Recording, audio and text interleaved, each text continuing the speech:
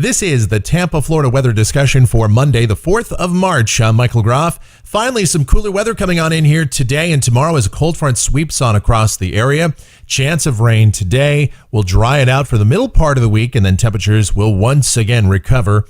Let's dive in and discuss first the almanac from yesterday. 82 for the high, 60 for the low. You see those normals creeping on up, 75 and 57 on the high and low. No rain in the bucket yesterday, but we did pick up over 1.5 inches so far this morning, and there could be a little bit more on the way. Outside right now, here at 7:15 a.m., we've got mostly cloudy skies. We're starting out at 70 degrees at Tampa International. Dew points at 66, humidity 88%. The winds are light and the barometer is steady. Temperatures around the area this morning, mid and upper 60s for Polk County, upper 60s to about 70 here in Hillsborough and Pinellas, and low and even middle 70s further to the south in Manatee County, where they have not been affected by any rain or this cold front just yet. Taking a look at the upper air look, there's that trough that brought the severe weather to parts of the deep south yesterday. 23 people killed in Alabama from tornadoes yesterday. Fortunately, we will not see any of that severe weather coming through here today, as the dynamics, the main upper support for that, will be well to the north. The watch warning map, we've got freeze warnings now in much of the deep south behind that front. We've got winter weather advisories and wind chill warnings across the Dakotas and parts of Minnesota. They just can't catch a break. It's been a brutal winter up there. Severe weather outlook for today. No organized areas of severe weather, but you see we're in the green here in central Florida, so there could be some thunder. And the precipitation outlook valid through next Monday morning, coming from the WPC. Rain amounts here generally under 1/10 of an inch. One or two spots could certainly see some more than that. We'll detail it all as we take a look at the models now and have a look at it. This is the GFS, the 06Z run, valid at 1 o'clock today. And there's a cold trough over the Great Lakes and most of the eastern United States being impacted by this system. So down at the surface today, there's our surface boundary coming across. As it does, we've had a few showers this morning. We'll continue to see a chance of showers, maybe some isolated thunderstorms as we go through the day today. Keyword on the thunderstorms, though, is isolated. If you get parked under one of those, could see a locally heavy downpour, but most of us aren't going to see a whole lot of rain with this, just enough to keep the roads slick.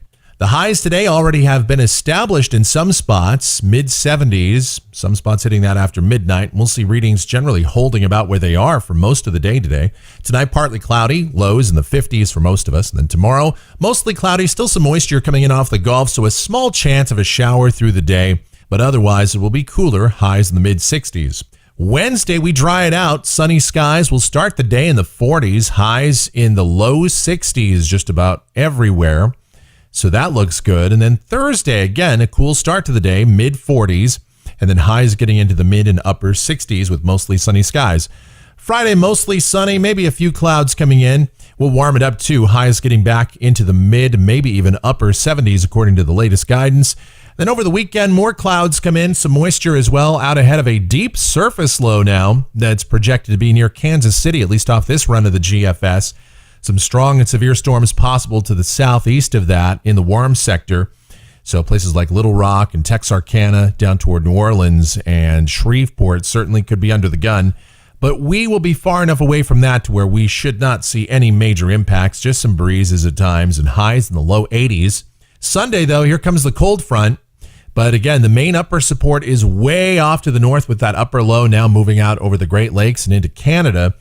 So we shouldn't see too much, just a small chance of showers this weekend. Again, highs near 80. And then a week from today, this is Monday, the 11th of March.